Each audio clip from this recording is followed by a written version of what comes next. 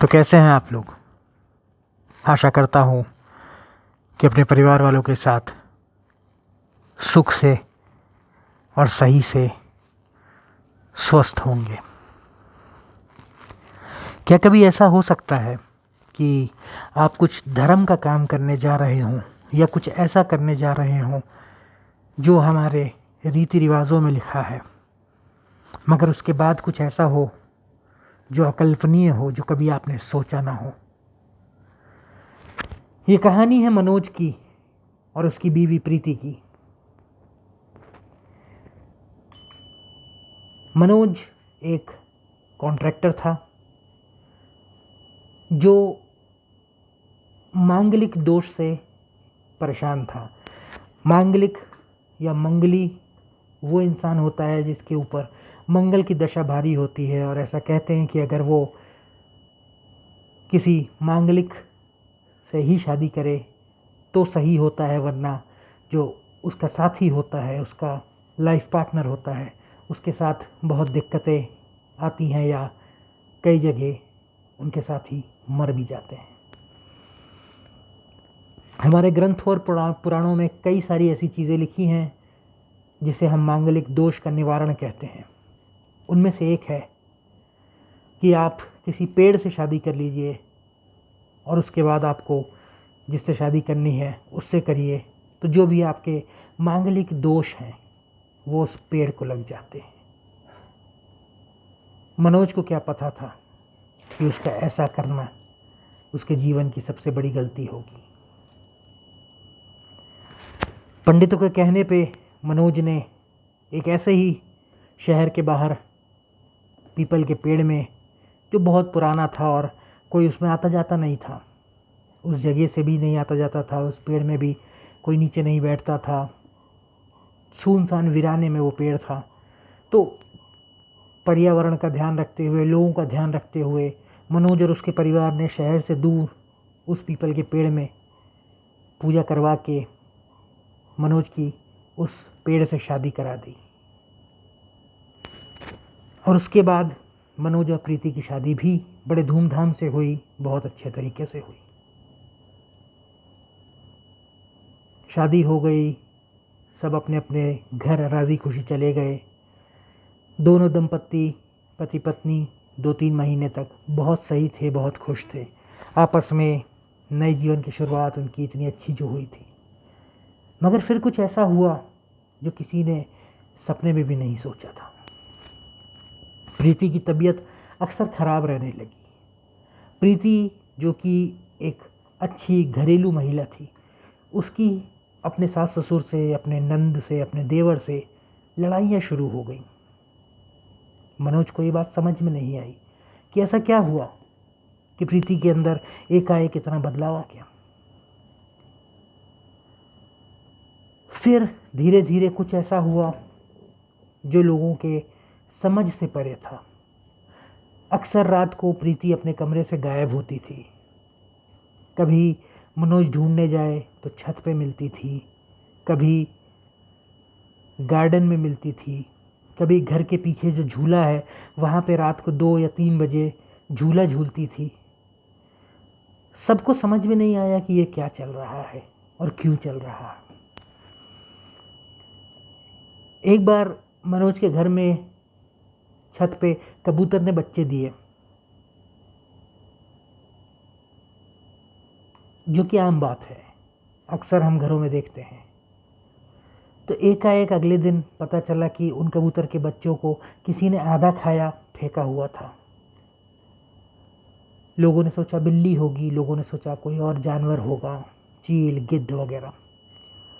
मगर धीरे धीरे ये चीज़ इतना आम हो गया कि हर दूसरे दिन उनको कभी रसोई में, कभी घर के आंगन में, कभी पीछे झूले के आसपास कभी चूहा मरा मिलता था, कभी कोई जानवर मरा मिलता था, कभी बड़ा कबूतर जो एक वयस्क कबूतर होता है वो मरा मिलता था। और सबकी एक ख़ास बात ये थी कि उनकी गर्दन अलग होती थी और ऐसा लगता था कि जैसे किसी ने गर्दन चबा के खून पी के फेंक दिया है। समझ में नहीं आता था कि कौन कर रहा है, क्यों कर रहा है, क्योंकि जानवर तो ऐसा था कि कोई कर नहीं सकता और जानवर अगर खाएगा तो पूरा खाएगा। तो एक दिन मनोज को रात को नींद नहीं आ रही थी, क्योंकि उसकी बीवी की तबीयत भी ख़राब थी और अक्सर वो रातों को गायब हो जाती थी। तो परेशानी में वो जग रहा था, टहल रहा था, और तभी उसने आवाज़ सुनी रसोई से कि कोई रसोई में है। वो दबे पाँव देखा जाकर अपने रसोई में कि क्या है, कौन है। तो उसके होश उड़ गए। उसने देखा कि रसोई में जो कच्चा मांस पड़ा था, घर में पकाने के लिए जो चिकन या मटन लोग लाते हैं, तो जो कच्चा मांस पड़ा था रसोई में, प्रीति आधी रात को वो कच्चा मांस खा रही थी। मनोज ये देख के परेशान हो गया, बोले ये क्या है, कौन है ये। उसने आवाज़ भी दी, प्रीति सुनो, क्या कर रही हो, प्रीति क्या हुआ, प्रीति कौन हो तुम, क्या ये वो। बदहवासी में वो चिल्ला रहा था, लेकिन प्रीति को ऐसा लगा जैसे कोई है ही नहीं, प्रीति ने सुना ही नहीं। मनोज और पास गया, उसने प्रीति के कंधे पे हाथ रखा और बोला, प्रीति क्या कर रही हो। प्रीति जो झटके से पलटी उसकी तरफ और उसने देखा तो मनोज के होश उड़ गए। वो प्रीति नहीं थी। आंखें एकदम लाल, बाल खुले हुए, मुंह में पूरा खून सना हुआ, खून लगा हुआ। मनोज को समझ पाता उसके पहले वो बेहोश हो गया।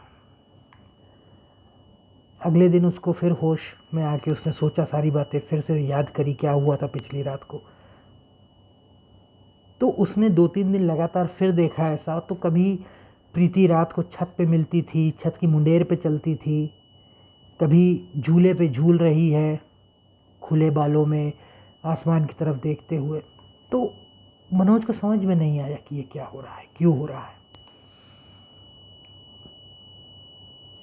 उसने पंडित को बुलाया।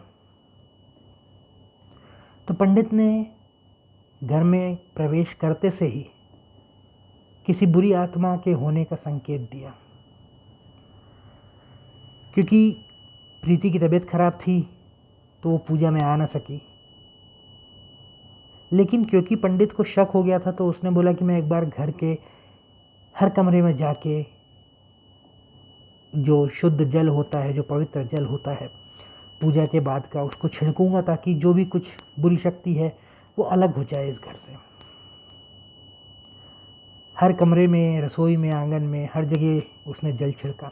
मगर प्रीति जिस कमरे में थी, जैसे ही उस कमरे में गए तो प्रीति जिसकी तबीयत खराब थी वो एकाएक कूद के बिस्तर से बाहर भागने को हुई। क्योंकि मनोज को पहले से शक था, उसने पकड़ा। और बाकी जो प्रीति के देवर थे, जो उनके ससुर थे, और भी जो लोग पूजा में आए थे, उन्होंने ज़बरदस्ती प्रीति को पकड़ के पलंग से बांधा। और पंडित, क्योंकि वो समझ गए थे कि यहाँ कुछ है, उन्होंने अपनी पूजा शुरू करी। प्रीति का हाव भाव, भंगिमा सब बदलने लगा। प्रीति के बाल पूरे सफ़ेद हो गए, प्रीति के गाल एकदम झुर्रियों वाले हो गए, और एक बहुत ही बुढ़िया टाइप की, बुढ़िया के जैसी एक औरत सामने बैठी नजर आई सबको। पंडित ने पूछा, तुम कौन हो। वो औरत बताने को तैयार नहीं, वो बस ये बोल रही थी, मुझे छोड़ दो, मुझे छोड़ दो, मुझे छोड़ दो। पंडित ये बोला, तुम हो कौन, तुम इस घर में आई कैसे, तुम क्या करना चाहती हो, और इस लड़की पे, प्रीति पे क्यों आई हो। तो जो उसने बोला वो सबको चौंकाने के लिए काफ़ी था। उसने बोला कि मनोज ने मुझसे शादी की है और मैं मनोज की बीवी हूँ। जिस पेड़ से मनोज ने शादी की थी, तो ये चुड़ैल की एक आत्मा, जो एक चुड़ैल थी, चुड़ैल की आत्मा तो मैं क्या कहूँ, लेकिन वो एक चुड़ैल थी जो उस पेड़ पे कई सालों से रह रही थी। और जब मनोज ने उस पेड़ से शादी की तो अनजाने में ही सही, लेकिन उस चुड़ैल ने ऐसा मान लिया कि मनोज ने भी उससे शादी की है। और शादी के बाद जैसे एक बीवी घर में आती है, वैसे मनोज, प्रीति और वो चुड़ैल तीनों साथ में आए थे। शुरू के 2-3 महीने क्योंकि रीति रिवाज होते हैं, पूजा होती है, कई तरह के पाठ और यज्ञ और हवन होते हैं। इसलिए उस चुड़ैल ने अपना प्रकोप नहीं फैलाया। लेकिन जैसे जैसे यज्ञ हवन कम हुए और ज़िंदगी नॉर्मल होने लगी, उसने अपना प्रकोप शुरू किया। उसके बाद पंडित ने पूजा करी, जैसे तैसे उस चुड़ैल को प्रीति के शरीर से वापस बाहर निकाला, उसको समझाया कि नहीं, ऐसा नहीं था। वो चुड़ैल मानने को तैयार नहीं। फिर पूजा पाठ किया गया और काफ़ी लंबे समय के बाद चुड़ैल ने प्रीति का शरीर छोड़ दिया। हालांकि प्रीति कमज़ोर हो गई थी, मगर अब वो चुड़ैल उस घर में नहीं थी। आज प्रीति और मनोज 12 साल से एक सुखद दाम्पत्य जीवन जी रहे हैं। उनका एक लड़का भी है और वो लोग इस हादसे को एक बुरा सपना समझ के भूल जाना चाहते हैं। कई लोग इस बात को किस्से कहानियों की तरह लेते हैं, कई कहते हैं कि ये अंधविश्वास है, मगर ये हुआ ज़रूर है।